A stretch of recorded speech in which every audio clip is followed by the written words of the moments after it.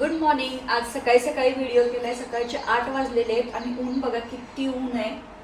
भयानक ऊन पडलेलं आहे आणि माझ्या बरोबर किचनच्या खिडकीतून बरोबर तोंडावर ऊन पडते. त्यामुळे सकाळी खूपच उन्हाचा त्रास होतो.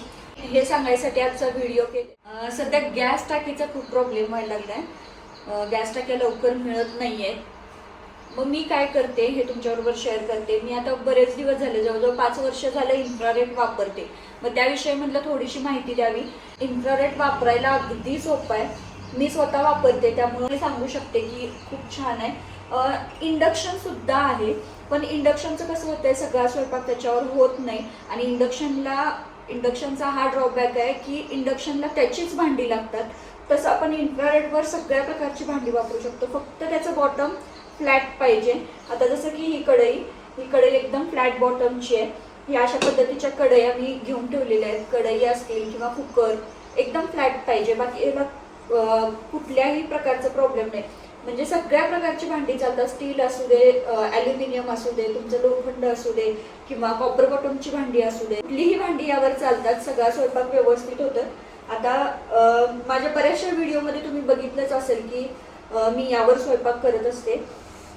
तर आज पण मी मुलींच्या टिफिनला सोया चंक्स करायला लागलेले. म्हणलं चला तुमच्या बरोबर पण शेअर करते, जेणेकरून यावर कसं होतंय ते पण तुम्हाला कळेल आणि एक आयडिया येईल. इन्फ्रारेड वापरायला ह्याचे फंक्शन्स पण जास्त नाही आहेत, जसं की इंडक्शनला फंक्शन्स आहेत. इंडक्शनला जास्त फंक्शन्स आहेत ह्याच्यापेक्षा.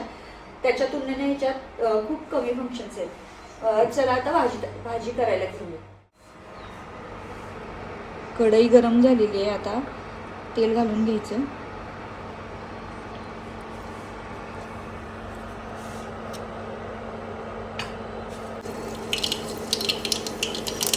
मोहरी, जिरं,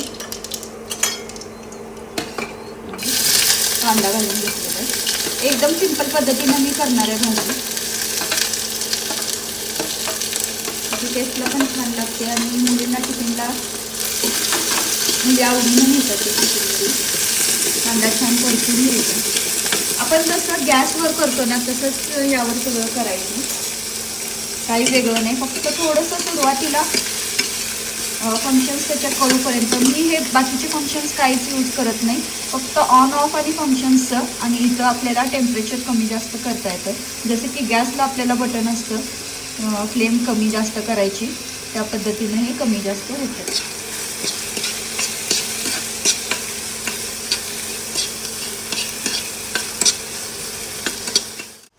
इन्फ्रारेड घेताना आहे ना, तुम्ही जर फक्त दूध तापवण्यासाठी किंवा किरकोळ यूजसाठी घेणार असाल तर कमी वॅटचा घेऊ शकता.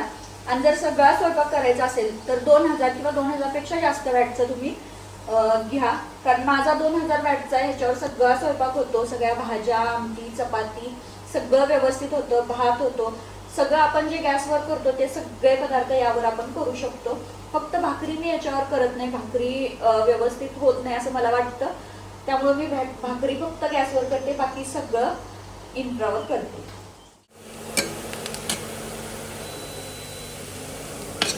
कांदा भाजत आलाय, परतून झालेला आहे आपला गोल्डन ब्राऊन रंगावर. आता यामध्ये आपल्याला टोमॅटो घालून घ्यायचं आहे.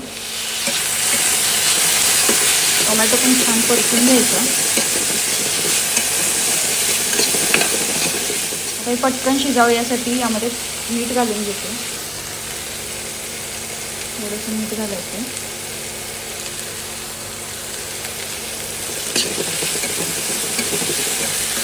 सोयाबीन शिजवताना मी थोडंसं त्यामध्ये मीठ घातलं होतं पाण्यामध्ये, त्यामुळं आत्ता मीठ टाकताना थोडंसं कमीच टाकायचं, नाहीतर खारट होऊ शकतं. थोडासा टोमॅटो मऊ होईपर्यंत परतायचं.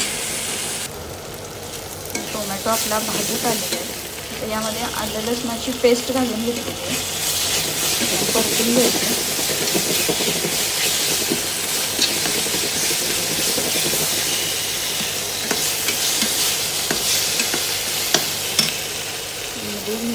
चटणी घालायची.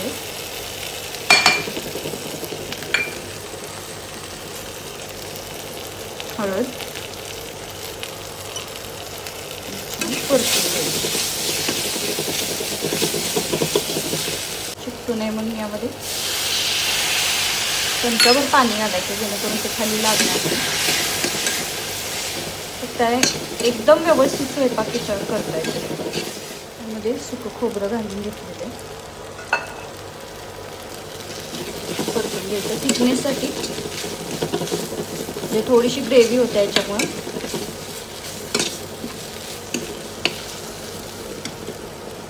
थोडंसं पाणी घ्यायचं.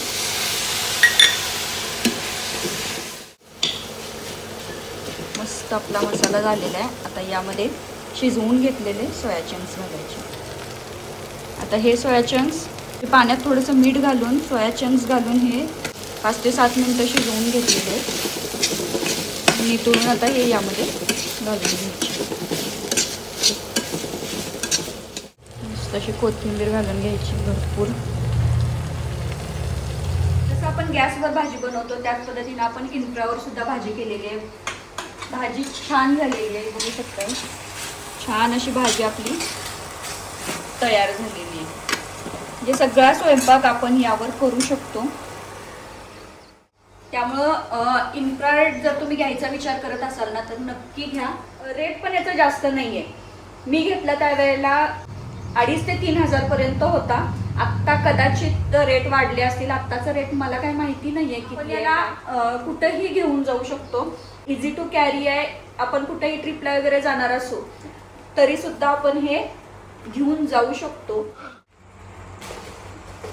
आता तुम्ही बघितला भाजी किती छान झालेली आहे. इन्फ्रावर सगळा स्वयंपाक व्यवस्थित होतो. भाजी असेल, भात असेल किंवा चपात्या असतील, सगळं व्यवस्थित होतं.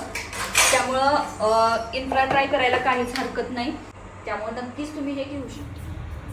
हे माझं इन्फ्रारेड आहे. आता 5 वर्ष झालं, त्यामुळे थोडंसं खराब झालेलं आहे. ते तुम्ही बघू शकता. याचे फंक्शन्स पण असे जास्त काही नाही आहेत. फ्राईड डोसा किंवा चपातीसाठीचा हा ऑप्शन आहे. हे सूपचं आहे, हे फंक्शन आहे. आणि हे टायमर आहे आणि ऑन ऑफचं बटन आहे. बस एवढेच फंक्शन आहेत. त्यामुळं वापरायला एकदम इझी आहेत. मी चालू करून दाखवते तुम्हाला. हे असं आहे, इथून ऑन करायचं, फंक्शनमध्ये जायचं. म्हणजे मी हे 2च बटन यूज करते. आणि हे ॲडजस्ट करायला आहे. जसं आपण गॅसचा फ्लेम कमी जास्त करतो ना त्यासारखंच हे कमी जास्त करता येतं. कमी जास्त आपल्याला जसं पाहिजे तसं. आता हे 1100वर फिक्स करते आणि मी तो दुधाचं पातेलं ठेवते. ते दूध इथं तापवायला ठेवलेलं आहे. बघा दूध तापलेलं आहे आपलं. ऑफ करून घेते.